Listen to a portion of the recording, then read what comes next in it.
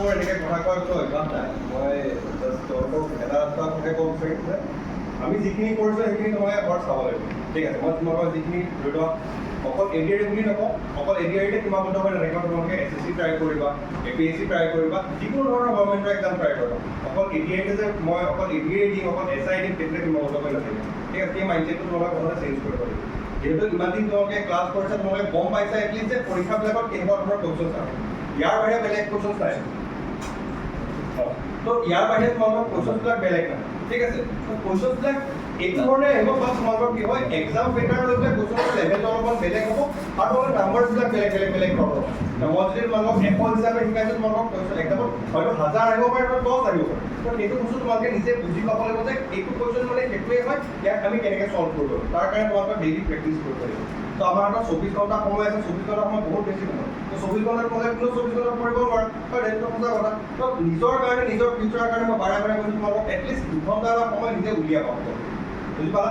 যেনেকৈ হ'লেও 2 ঘণ্টা এটা সময় উলিয়াবা। এই 2 ঘণ্টা তোমালোকে মোবাইল নাচাই মন দি পেলাই পঢ়া, ভাল কিতাপ এখন লৈ পেলাই বা তোমালোকৰ মোবাইলটো যদি পঢ়া ভালকৈ বেলেগ ডাটা চাটা অফ কৰি নৰ্মেলি PDF-বিলাক উলিয়াই নৰ্মেলি কুৱেশ্যনছবিলাক উলিয়াই প্ৰেক্টিছ কৰিবা। যে 2 ঘণ্টা মই পঢ়িছোঁ, 2 ঘণ্টা পঢ়াৰ সময়ত কাৰোবাৰ হোৱাটছএপত মেছেজ আহিছে, মেছেজত দিছোঁ, কাৰোবাৰ ফোন আহিছে, ফোন কৰিছোঁ, কাৰোবাৰ লগত ভিডিঅ' কল কৰিছোঁ, কাৰোবাৰ লগত ফোন কৰিছোঁ নহয়। 2 ঘণ্টা যেতিয়া পঢ়িছা, বাকী 22 ঘণ্টা তোমালোকে যি কৰা তাত কোনো ক'বলগীয়া একো নাথাকে। বা 2 ঘণ্টা যে পঢ়িছা, সেই 2 ঘণ্টাত সকলোৱে মন দি কৰিবা।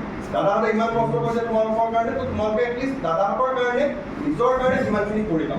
ঠিক আছে, আৰু সকলোৱে যিহেতু আহিবলগীয়া এডিআৰই এক্সাম আহি আছে, তোমালোকৰ চাগে মেবি আগষ্টৰ লাষ্টত চাগে নটিফিকেশ্যন আহিব পাৰে। তো তোমালোকে ভালদৰে পঢ়া শুনাটো কৰা, ৰখি নাথাকিবা। যিহেতু আমাৰ আজি খতম হৈছে, খতম হোৱা নাই, আমাৰ যি ক্লাছ অফলাইন ক্লাছটো খতম হৈছে বা তোমালোকৰ কাৰণে চলি আছে ক্লাছ। বুজি পালা? তো তোমালোকৰ অনলাইনো যদি খতম হৈ যায় তেতিয়াও তোমালোকে ৰখি নাথাকিবা। তোমালোকে যদি গম পালে যে কি আহিব তোমালোকে পঢ়ি যাবা, কোনেও কিতাপ ৰখি নাথাকে।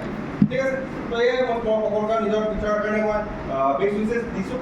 তো তোমালোকে সকলোৱে জনাবা আৰু। ঠিক আছে, কাৰ কি হৈছে কি নাই বা সকলোৱে মোক মেছেজ কৰি জনাবা। Thank U. অ'কে, তো ক্লাছখিনি তোমালোকৰ ক'লে সোমবাৰৰ পৰা হ'ব। তো এপটো চবে ডাউনলোড কৰি যায়। হয়, তো এপটো তোমালোকৰ এটা গ্ৰুপ ক্ৰিয়েট কৰি দিব। গ্ৰুপটো তোমালোকক কি কৰি দিব, এক্সেছ এটা দি দিব, লিংক এটা দি দিব। তো সেই লিংকটো ক্লিক কৰি ডাইৰেক্টলি তোমালোকে লাইভ ক্লাছটো চাব পাৰিব। আৰু তাতে যিহেতু চাগে সুধি ল'ব আৰু ৰেকৰ্ডেডটো পোৱা নে নোপোৱা। যদি ৰেকৰ্ডেড থাকে, ৰেকৰ্ডেডৰ কাৰণে এটা ফল্ডাৰ থাকিব, লাইভৰ কাৰণে ডাইৰেক্টলি এটা লাইভে হৈ যাব। লিংকটো ক্লিক কৰিলে হৈ যাব। ঠিক আছে, তো এইখিনি আৰু খালি ভালকৈ পঢ়িবা আৰু তোমালোকে। ঠিক আছে, ধন্যবাদ।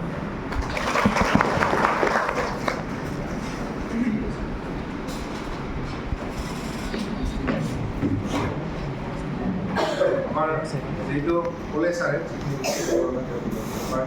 আছে তেওঁ